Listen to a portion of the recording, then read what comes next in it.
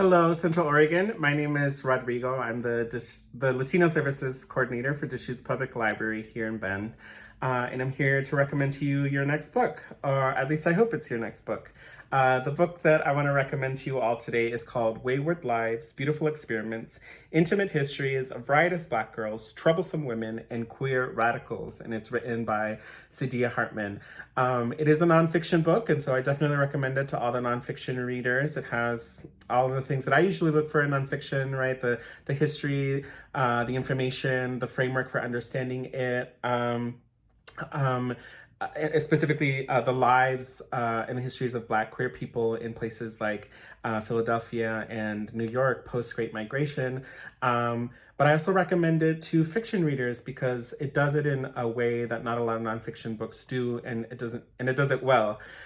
Which is understanding these histories, but through exploring the lives of folks whose lives she came to know through digging through archives, right?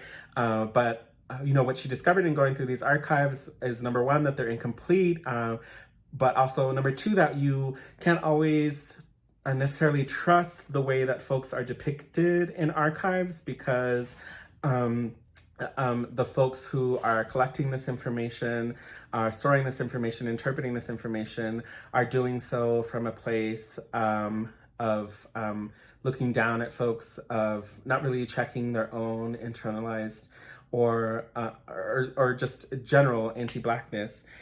And so she takes a lot of liberties in these stories, and so we get sort of fuller pictures of the lives of these folks.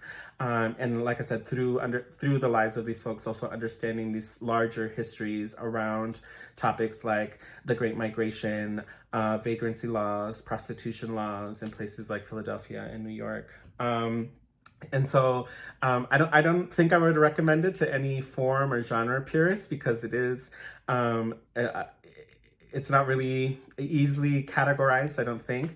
But definitely to folks who are interested in understanding these histories and who are looking for a good story. I think that what I appreciate the most about these stories is that it's really an intervention to say, these are folks who are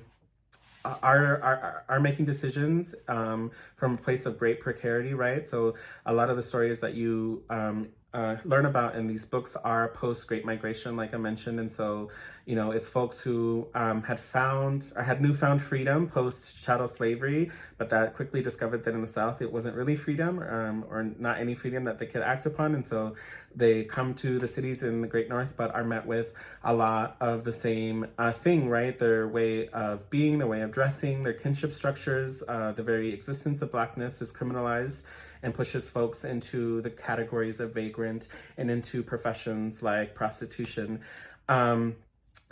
So, folks are making decisions from this place of great precarity, but it doesn't indicate a lacking, right? These are still folks who want to find love, who want to create love, who want to build relationships, and who are just trying to live in this newfound freedom that they're supposed to have, which I think goes a long way in humanizing folks, which is definitely missing in my opinion. But I do highly recommend this book, Wayward Lives, Beautiful Experiments, Intimate Histories of Riotous Black Girls, Troublesome Women, and Queer Radicals by Sadia Hartman.